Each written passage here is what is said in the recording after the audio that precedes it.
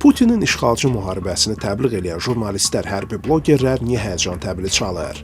Niyə əvvəllər Rus ordusunun Kiyevə alacağından dəm vuranlar indi cəbhədəki vəziyyətdən narahatdılar? Əslində bu suala cavab tapmağa çalışıb. Kreml təbliğatçıları bu ilin yazına Ukrayna ordusuna həlledici zərbə vurmaq üçün fürsət kimi baxırdılar. Çünki ötən ilin sonu Ukrayna ordusu bir neçə strateji yaşayış məntəqələrini itirdi. O cümlədən Pokrovsk və Mirnohrad kimi qalalardan çıxmağa məcbur qaldı.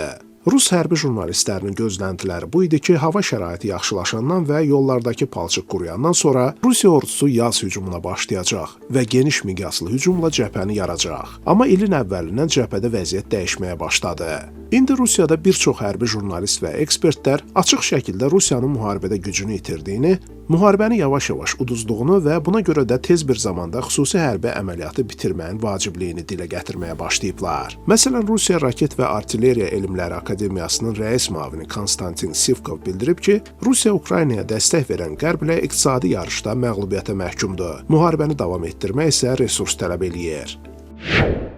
Müharibəyə iki yolla son qoymaq olar. Ya Qərbin indi israr etdiyi və bizi sürüklədiyi utanc verici bir sülhlə, ya da strateji hücum əməliyyatı keçirib Ukrayna silahlı qüvvələrini məhv edərək qəti qələbə qazanmaqla. Göründüyü kimi bizim rəhbərliyimiz siyasi səbəblərə görə ikinci varianta hazır deyil. Birinci variantla bağlı isə işlərin aparıldığı görünür.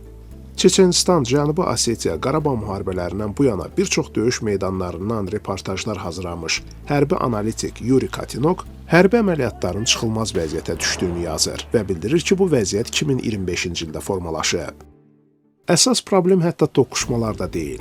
Məsələ gedib onlara çatmağı mümkünsüzlüyüdür. Geniş miqyaslı əməliyyatların yerini kiçik qrup taktikaları tutub. Bu zonada fəaliyyət göstərən kiçik qrupların ərazi üzərində nəzarəti sadəcə formallıq ifadə edir və irəliləyişin illüziyasını yaradır. Tanklar açıq döyüşmə imkanı olmayan mobil atəş nöqtələrinə çevrilib. Piyada döyüş maşınlarının qoşun bölmələri şəxsi heyətin daşınması üçün yararsızdır. Alüminium gövdəli hava döyüş maşınları müasir müharibə üçün tamamilə yararsız olduğunu sübut etdi.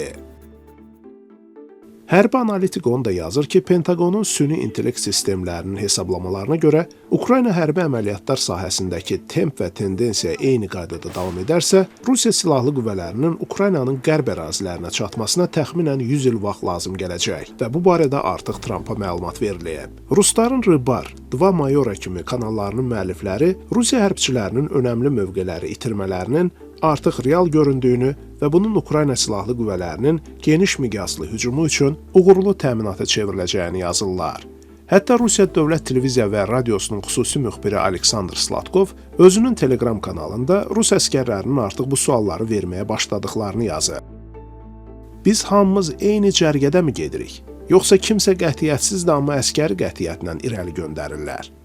Əvvəllər Rusiya iqtisadiyyatı ilə bağlı kifayət qədər ehtiyatlı proqnozlar verən iqtisadçılar belə indi ciddi şəkildə onun 2026-cı ilin yayında çökməyə başlaya biləcəyini dilə gətirirlər.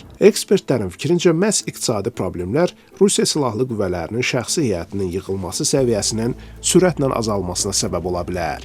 Rusiya hökumətinin açıqladığı rəsmi rəqəmlərə görə ötən il müqaviləli əskərlərin sayı 410 min nəfər olaraq qeydə alınıb. Bu rəqəm 2024-cü ildə 427 min, 2023-cü ildə isə təxminən 480 min idi.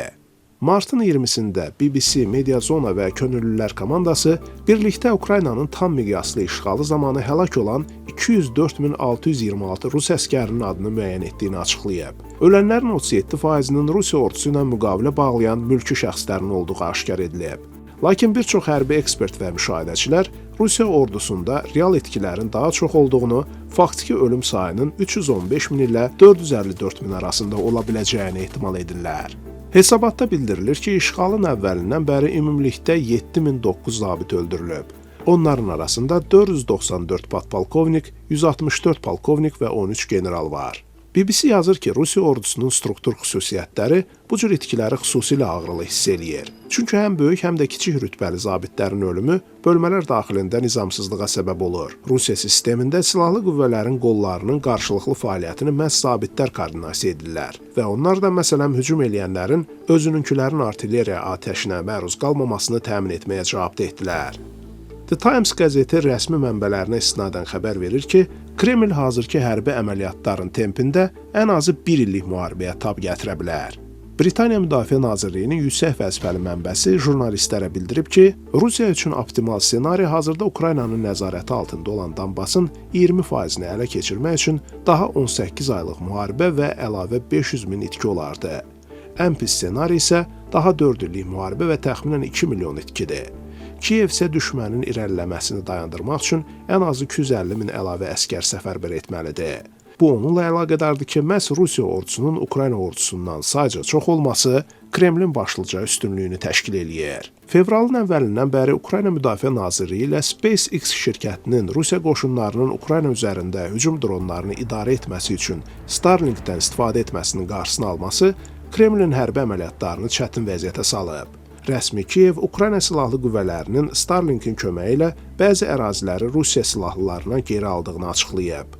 Euronews xəbər verir ki, Ukrayna qüvvələri fevralda Ukraynanın cənub-şərqində yerləşən Zaporojye bölgəsindəki bir neçə yaşayış məntəqəsini azad etməyi bacardıqdan sonra Kiyevin əks hücumunun tempi və miqyası da artıb. Amerika Müharibə Tədqiqatları İnstitutunun məlumatında bildirilir ki, Ukrayna silahlı qüvvələrinin əsas uğuru Rusiya ordusunun 2025-ci ilin yayından bəri irəlilədiyi Zaporojye şəhərindən təxminən 80 km şərqdə qeydə alınıb. Ukrayna ordusu həmçinin Ukraynanın şimal-şərqində və şərqində Xarkov, Konstantinovka, Pokrovsk və Novopavlovsk cəbhələrində də ərazilərə nəzarəti bərpa eləyir. Ukrayna ordusu fevralda Rusiyanı geri oturda və bir çox ərazilərdə irəliləməsini dayandıra bilir.